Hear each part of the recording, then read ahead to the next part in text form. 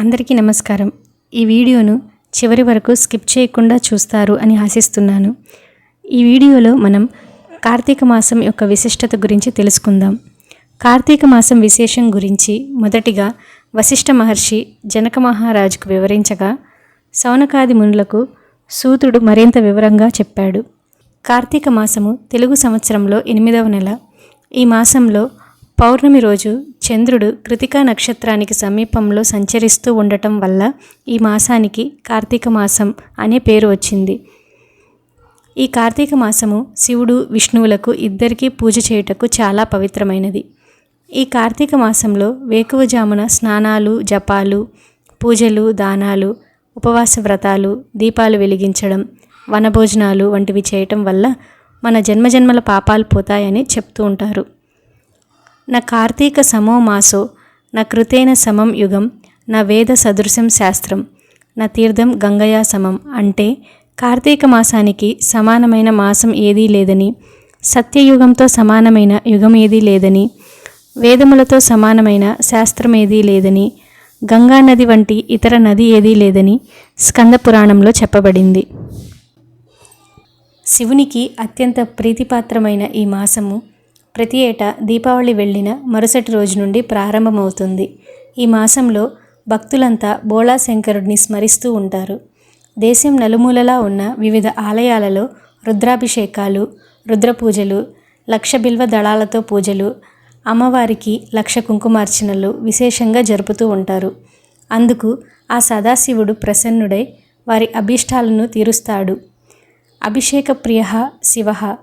శివునికి అలంకారాలతో, రాజోపచారాలతో, నైవేద్యాలతో పనిలేదు. మనస్సులో భక్తి ఉంచుకొని శివుణ్ణి ధ్యానిస్తూ చేసే అభిషేకంతో శివుడు ప్రీతి చెందుతాడు. అందుకే ఆ స్వామికి అసుతోషుడు అన్న పేరు వచ్చింది. ఈ మాసంలో అర్చనలు చేస్తే సంవత్సరం మొత్తం చేసిన ఫలాన్ని ఇస్తాయి అని చెప్తారు. శ్రీ మహావిష్ణువుని కార్తీక మాసంలో తులసి దళాలతో పూజిస్తే ముక్తిదాయకమని శాస్త్రవచనం. ఈ మాసంలో శ్రీ మహావిష్ణువు దామోదర నామంతో పిలువబడతాడు. తులసి చెంత హరిపూజ పుణ్యప్రదం. సత్యనారాయణ వ్రతము, విష్ణు సహస్రనామ పారాయణము, రుద్రాభిషేకాలు చేయటం వల్ల శివానుగ్రహాన్ని, విష్ణు అనుగ్రహాన్ని పొందటానికి ఈ మాసం చాలా శ్రేష్టమైనది. కొందరు నిష్ఠాపరులు ఈ కార్తీక మాసం అంతా పుణ్యనదీ స్నానాలను ఆచరిస్తూ ప్రతినిత్యం హరిహరాదులను పూజిస్తూ పగలు పాలు పండ్లు స్వీకరించి సాయంత్రం భక్తితో కార్తీక దీపారాధనలు, పూజలు చేసి నివేదించిన అన్నాన్ని మాత్రమే రాత్రి భుజిస్తూ ఉంటారు.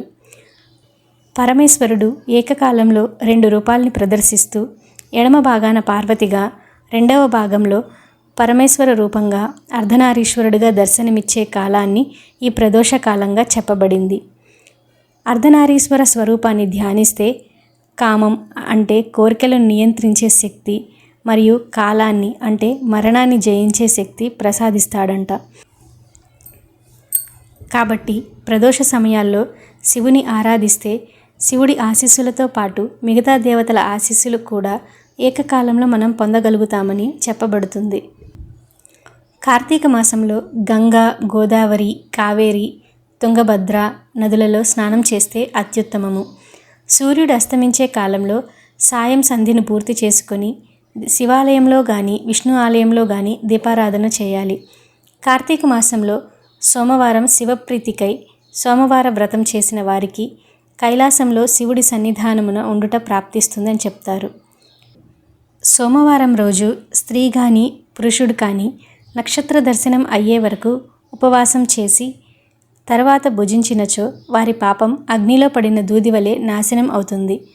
ఆ రోజున శివునికి అభిషేకం చేసి బిల్వదళంబులతో సహస్రనామార్చన చేసిన, ఇతరులచే చేయించిన, శివ పంచాక్షరి మంత్రాన్ని జపించిన వారికి శివుడు అనుగ్రహించి సర్వసంపదలను, సమస్త శుభాలను చేకూరుస్తాడు. కార్తీక సోమవారాలు లేదా పౌర్ణమి నాడు లేక ఇతర దినాల్లో అయినా సాయం సమయాలలో శివాలయంలో ఉసిరికాయపైన ఒత్తులను ఉంచి దీపం వెలిగించడం చాలా శ్రేష్టం. మన సంస్కృతిలో ఈ దీపారాధన అనేది ప్రధాన అంశము. ఈ దీపారాధనలో ఆవు నెయ్యి ఉత్తమమైనది, మంచి నూనె మధ్యమము, ఇప్ప నూనె అధమము, ఇతర నూనెలు అడవిలో పుట్టిన నూనెలు అధమాతి అధమాలు. గేదె నేతితో దీపం వెలిగిస్తే పూర్వం చేసిన పుణ్యం కూడా నశించి పాపం కలుగుతుంది. కనీసం ఆముదంతోనైనా దీపాన్ని వెలిగించాలి. అంతేకాకుండా కార్తీక మాసంలో దీపదానం చేయాలని శాస్త్రవచనం. కార్తీక మాసంలో 30 రోజులలో దీపాలు పెట్టలేని వారు శుద్ధ ద్వాదశి, చతుర్దశి, పూర్ణిమ దినాల్లో తప్పక దీపం పెట్టాలి అని శాస్త్రవచనం. ఈ విధంగా కార్తీక మాసంలో దీపాలను వెలిగించడం, దీపదానం చేయడం వలన సకల జీవరాశులే కాకుండా రాళ్ళు, రప్పలు, వృక్షాలు వంటివి కూడా ముక్తి పొందుతాయని పురాణ కథనం. రాత్రులలో దేవాలయాల యందు లేదా తులసి దగ్గర దీపాలు వెలిగించాలి. స్వయంగా దీపదానాలు చేయని వారు ఆరిన దీపాలను వెలిగించడం వల్ల గాలి మొదలైన వాటి వలన దీపాలు ఆరిపోకుండా చేసి దీపదాన ఫలితాన్ని పొందవచ్చును. అయ్యప్ప దీక్ష ఈ నెలలోనే ప్రారంభమై మకర సంక్రాంతి వరకు కొనసాగుతుంది. కార్తీక పురాణం రోజుకో అధ్యాయం పారాయణం చేయటం శుభకరం. కార్తీక నదీ స్నాన విషయంలో ఆరోగ్య సూత్రం కూడా ఇమిడి ఉంది. నదీ జలాలు కొండలలోనూ కోనలలోనూ చెట్టు పుట్టలను తాకుతూ ప్రవహిస్తాయి. అలా ప్రవహించడం ద్వారా ఎన్నో వనమూలికల రసం నదీ జలాల్లో కలుస్తుంది. మాసమంతా స్నాన విధిని పాటించలేని వారు పుణ్యతిథులలోనైనా స్నానం ఆచరించాలి. నీటి మీద, మానవుల మనసు మీద చంద్రుని ప్రభావం అధికంగా ఉంటుంది. చంద్రుడు ఈ మాసంలో చాలా శక్తివంతంగా ఉంటాడు. అందుకే ఈ కార్తీక మాసాన్ని కౌముది మాసం అని కూడా అంటారు. కార్తీక మాసంలో ఈ చంద్రకిరణాలలో అమృతం ఉంటుంది అని పెద్దలు చెప్తుంటారు. చంద్రకిరణాలతో, ఔషధాలతో రాత్రంతా ఉన్న నీటిలో ఉదయాన్నే స్నానం చేయడం వలన అనారోగ్య సమస్యలు దరిచేరవు. శరీరంలో ప్రవహిస్తున్న ఉష్ణశక్తిని బయటకు పంపడమే స్నానం ప్రధాన ఉద్దేశం. ఇన్ని ప్రయోజనాలు ఉన్నాయి కాబట్టే అప్పట్లో ఆధ్యాత్మికం, దేవుడు, భక్తి పేరు చెప్పి కార్తీకం నెల రోజులు బ్రహ్మ ముహూర్తంలో స్నానాలు చేయమనేవారు. ఈ నెల రోజులు ఆ చల్లదనాన్ని తట్టుకోగలిగితే సంపూర్ణ ఆరోగ్యంగా ఉన్నట్టే. కార్తీకం నెల రోజులు సూర్యోదయానికి ముందే స్నానం చేయటానికి కూడా ఓ విశేషం ఉంది. సహజంగానే కార్తీక మాసం అంటే చలి పుంజుకునే సమయం. జ్యోతిష శాస్త్రం ప్రకారం ఈ మాసంలో సూర్యుడు తులారాశిలో ఉంటాడు. సూర్యుడికి ఇది నీచస్థానం. ఉష్ణోగ్రత తక్కువగా ఉండే ఈ మాసం మనిషి ఆరోగ్యంపై ప్రభావం చూపుతుంది. జీర్ణశక్తి తగ్గిపోతుంది, చురుకుదనం తగ్గుతుంది, బద్ధకం పెరిగి శరీరంలో నొప్పులు ఎక్కువ అవుతాయి. నరాల బలహీనత ఉన్నవాళ్ళు చలికి ముడుచుకొని పడుకోవటం వల్ల ఇంకా పెరుగుతాయి. వీటన్నిటి నుంచి ఉపశమనమే ఈ కార్తీక స్నానం. క్షీరాబ్ది ద్వాదశి వ్రతం, సత్యనారాయణ స్వామి వ్రతం, కేదారేశ్వర స్వామి వ్రతం కార్తీక మాసంలో చేసుకునే వ్రతాలు. పుణ్యాత్ములకు మాత్రమే ఈ కార్తీక మాస వ్రతం ఆచరించాలి అని కోరిక కలగచేస్తాడు ఆ పరమాత్ముడు. దుష్టులకు, దుర్మార్గులకు వారి కర్మలు పరిపక్వమయ్యే వరకు ఏవగింపు కలిగిస్తాడు. ఈ మాసంలో ప్రతిరోజు పుణ్యప్రదమైనదే. అయితే ఏ తిథిన ఏం చేస్తే మంచిదో ఇప్పుడు మనం తెలుసుకుందాం. మొదటిగా తొలి రోజు శుద్ధ పాడ్యమి. తెల్లవారుజామునే నిద్రలేచి స్నానం చేసి అందుబాటులో ఉన్న శివాలయానికి వెళ్ళి, స్వామి, నేను చేయదలుచుకున్న ఈ కార్తీక వ్రతం నిర్విఘ్నంగా సాగేలా అనుగ్రహించు అని సంకల్పం చెప్పుకొని ఆకాశదీపాన్ని సందర్శించుకోవాలి. దీనిని బలిపాడ్యమి అని కూడా అంటారు. రెండవ రోజు కార్తీక శుద్ధ విదియ. దీనిని యమద్వితీయ అని కూడా అంటారు. ఈరోజు సోదరి ఇంటికి వెళ్ళి ఆమె చేతి భోజనం చేసి కానుకలు ఇచ్చి వచ్చిన వారికి యమగండం వాటెల్లదు అని పురాణాలు చెప్తున్నాయి. దీనినే అన్నా చెల్లెళ్ళ పండుగ అని జరుపుకుంటారు. భగినీ హస్త భోజనం అని కూడా అంటారు. తదుపరి మూడవ రోజు కార్తీక శుద్ధ తదియ. అమ్మవారికి కుంకుమ పూజ చేయించుకోవడం వలన సౌభాగ్య సిద్ధి కలుగుతుంది. నాలుగవ రోజు కార్తీక శుద్ధ చవితి. ఈ చవితిని నాగుల చవితి అని కూడా అంటారు. ఈ సందర్భంగా సుబ్రహ్మణ్యేశ్వర స్వామికి పూజలు చేస్తారు. ఐదవ రోజు శుద్ధ పంచమి. ఈ రోజునే జ్ఞాన పంచమి అని అంటారు. ఈరోజు కూడా సుబ్రహ్మణ్యేశ్వర స్వామికి అర్చనలు చేయించుకున్న వారికి జ్ఞాన వృద్ధి కలుగుతుంది అని చెప్తారు. ఆరవ రోజు షష్ఠి. ఈరోజు బ్రహ్మచారికి ఎర్రకండువా దానం చేస్తే సంతాన ప్రాప్తి కలుగుతుంది అని భావిస్తారు. ఏడవ రోజు సప్తమి. ఈరోజు ఎర్రని వస్త్రములో గోధుమలు పోసి దానం ఇవ్వటం వలన ఆయుష్ వృద్ధి చెందుతుంది. ఎనిమిదవ రోజు అష్టమి. దీనిని గోపాష్టమి అని అంటారు.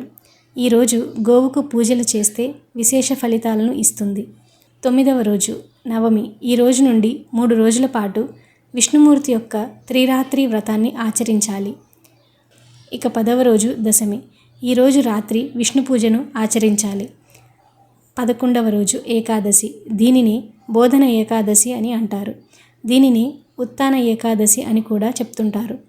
శ్రీ మహావిష్ణువు పాలకడలిలో ఆదిశేషుని పాన్పు పైన ఆషాఢ శుద్ధ ఏకాదశి నాడు తన యోగ నిద్రను ప్రారంభించి తిరిగి కార్తీక శుద్ధ ఏకాదశి నాడు కనులు విప్పి యోగ నిద్ర నుండి మేల్కొన్న రోజుకే ఈ ఉత్థాన ఏకాదశి అనే పేరు. 12వ రోజు ద్వాదశి. దీనిని క్షీరాబ్ది ద్వాదశి అని అంటారు. పూర్వం కృతయుగంలో దేవదానవులు పాలసముద్ర మథనం చేసిన రోజు కనుక దీనికి క్షీరాబ్ది ద్వాదశి అనే పేరు వచ్చింది. పాలసముద్రాన్ని చిలికారు కనుక చిలుకు ద్వాదశి అని కూడా అంటారు.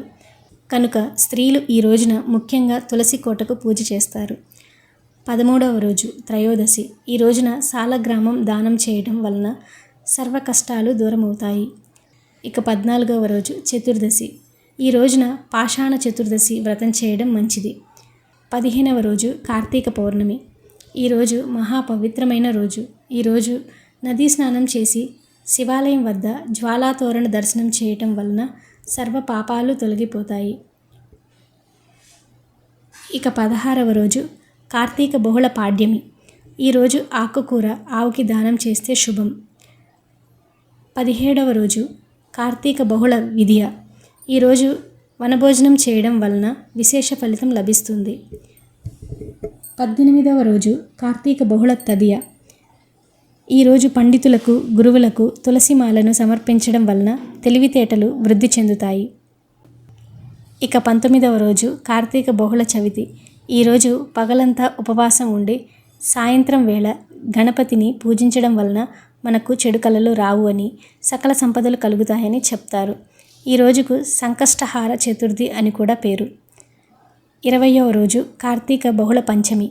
ఈరోజు చీమలకు నూకలు చల్లటం, సునకాలకు అన్నం తినిపించడం వలన శుభ ఫలితాలు కలుగుతాయి. 21వ రోజు షష్ఠి. ఈ రోజున గ్రామ దేవతలకు పూజలు చేయటం ఉత్తమం. 22వ రోజు సప్తమి. జిల్లేడు పూలను దండగా గుచ్చి ఈశ్వరుడినికి సమర్పించినచో సకల సంపదలు వృద్ధి చెందుతాయి. 23వ రోజు అష్టమి. ఈ రోజున కాలభైరవ అష్టకం చదివి గారెలను దండగా చేసి కుక్కకు సమర్పించడం వలన ధనప్రాప్తి కలుగుతుంది. 24 నవమి. ఈరోజు రాగి లేదా వెండి కలశములో నీరు పోసి పండితుడికి దానం ఇస్తే పితృదేవతలు తరిస్తారు. 25 దశమి.